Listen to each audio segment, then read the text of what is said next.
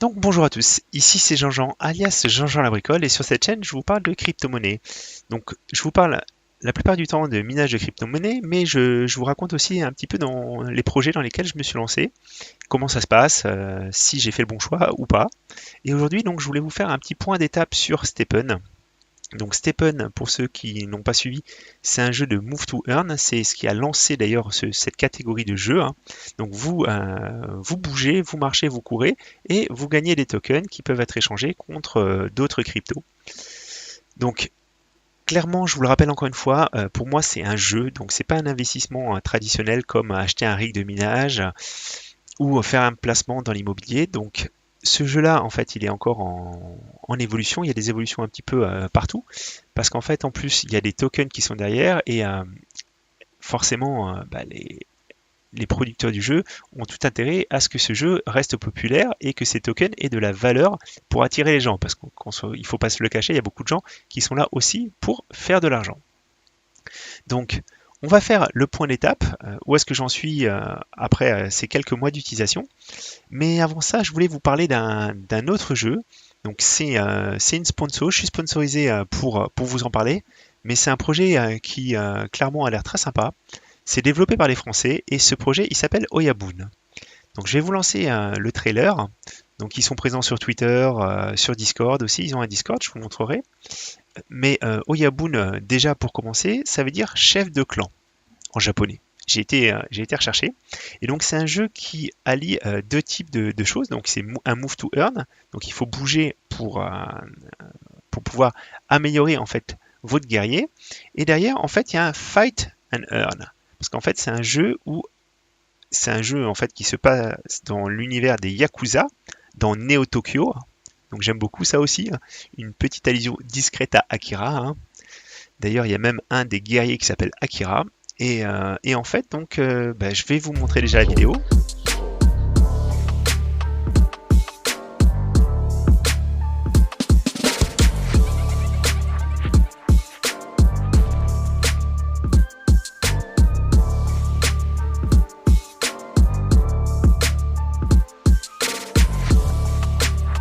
Donc voilà, là on se croirait vraiment dans Stephen, hein, qu'on soit bien d'accord.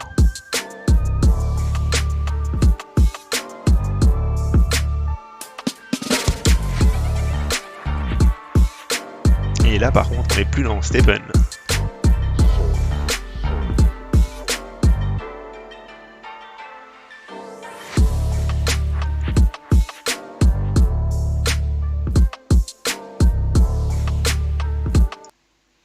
Alors bien sûr, ça, pour l'instant, ça reste, c'est quelque chose qui va se lancer, donc il n'est pas encore lancé, hein, ce jeu. Mais ce qu'on peut remarquer, moi je trouve, ce qui me plaît bien, c'est qu'en fait, ça a l'air vraiment, c'est très joli, nettement plus joli que les chaussures de Stephen, hein, pour faire une petite comparaison. Il y a un système en fait qui a l'air très sympa.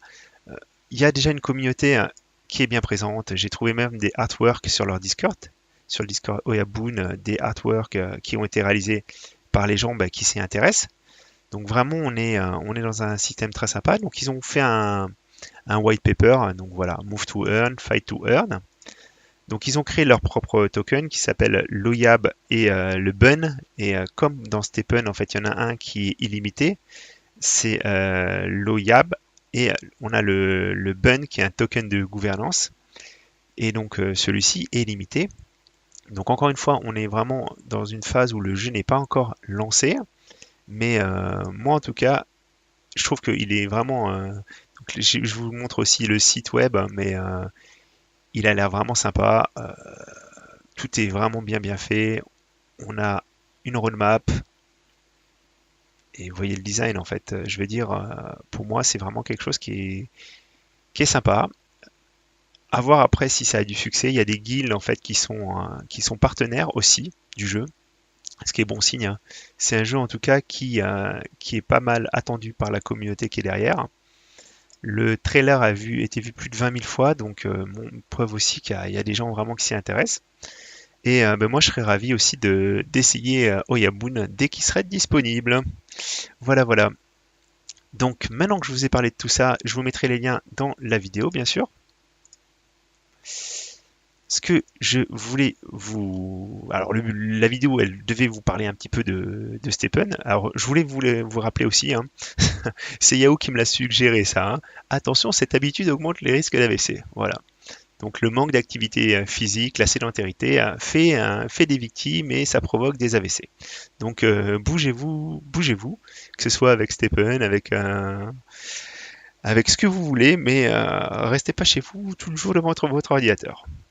Voilà. Maintenant que c'est dit, Stephen, où est-ce que j'en suis? Donc, lors des précédentes vidéos, j'avais fait un petit peu un tableau d'amortissement pour savoir où j'en étais de mes chaussures. Pour ceux qui connaissent vraiment pas, le jeu fonctionne avec, il faut investir, en fait, acheter un NFT de chaussures qui vous permet en fait d'avoir de l'énergie, et cette énergie, c'est ce que vous dépensez quand vous marchez. Donc vous êtes limité par la dose d'énergie que vous avez, ça ne sert à rien d'aller au-delà.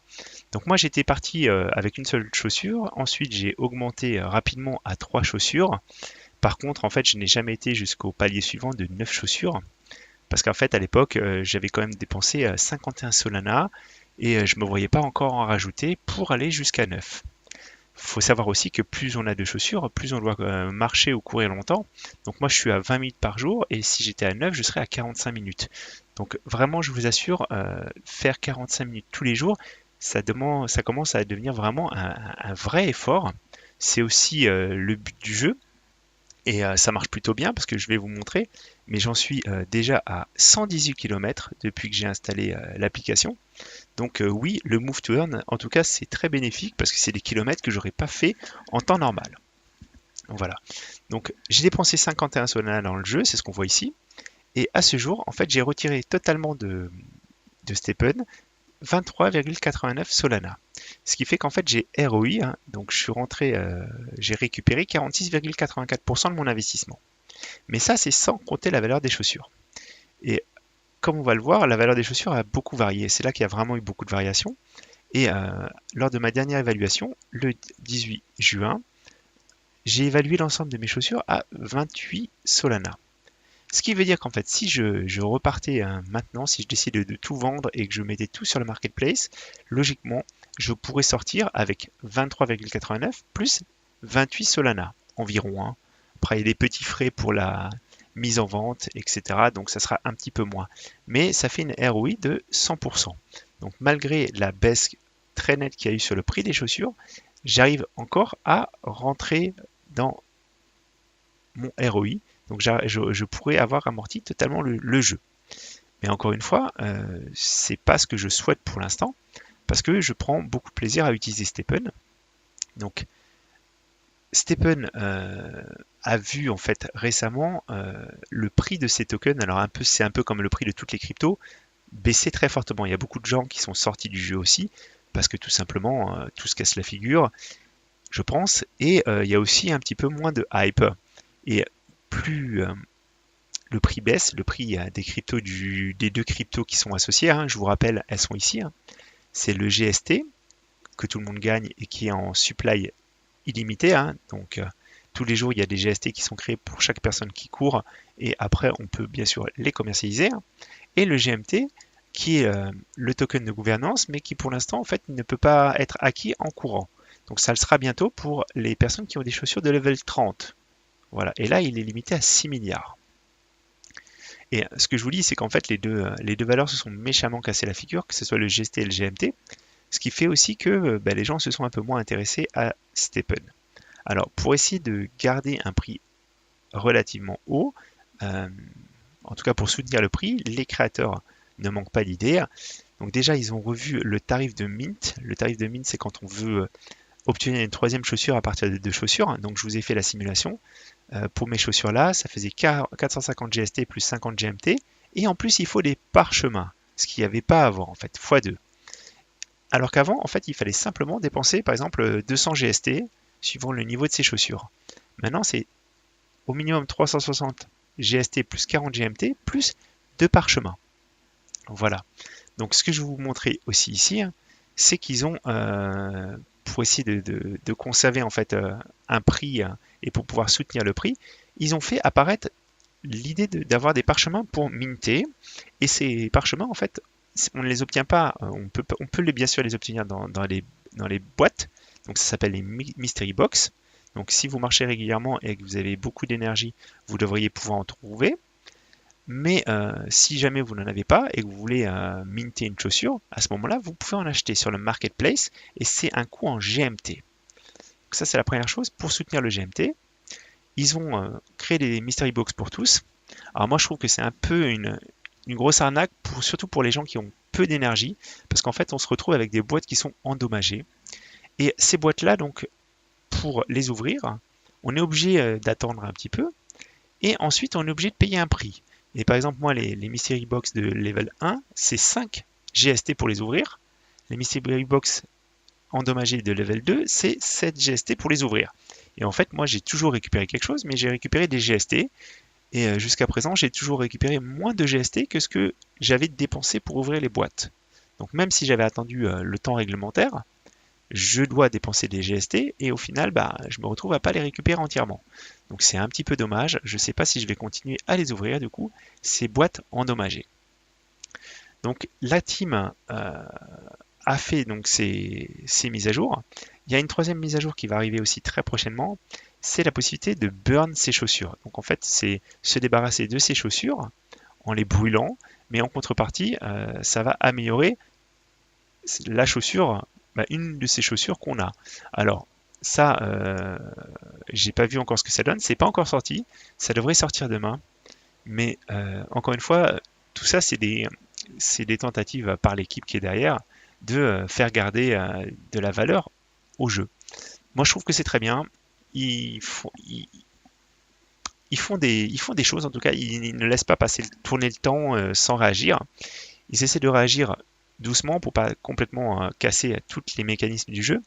Par contre, effectivement, à l'échelle du temps qu'on est habitué sur les cryptos ou ça va très vite. Ça va très très vite. Et du coup, ça aide pas à se positionner par rapport au jeu. Moi, en tout cas, je reste sur Stephen. Je pense que je vais pouvoir quand même finir mon amortissement. Un jour, j'arriverai à ROI à 100%. Je verrai ce que je fais avec les chaussures. Mais en tout cas, je trouve que c'est vraiment bien que j'ai pu marcher à 118 km grâce à Stephen. Donc pour moi, le contrat est réussi à ce niveau-là. Et je prends toujours plaisir à y jouer. J'ai beaucoup apprécié le fait qu'on puisse maintenant avoir des Mystery Box. Parce que pourquoi est-ce que les Mystery Box s'étaient réservés pour plus de 4 énergies? Ça n'avait pas beaucoup de sens. Je pense que c'est mieux que tout le monde puisse profiter du jeu, même si on n'a pas forcément les mêmes choses derrière, hein, qu'on soit bien d'accord. Mais ça va dans le bon sens. Je suis content aussi de pouvoir marcher 20 minutes par jour, hein. Je pense qu'au-delà, ça sera un petit peu compliqué. J'aurais vraiment aimé qu'ils puissent faire un niveau intermédiaire, en fait, entre 3 et 9, pour pouvoir marcher une demi-heure. Peut-être ça aurait été vraiment bien. Mais c'est pas le cas. En tout cas, aujourd'hui, l'équipe ne va pas vers ça.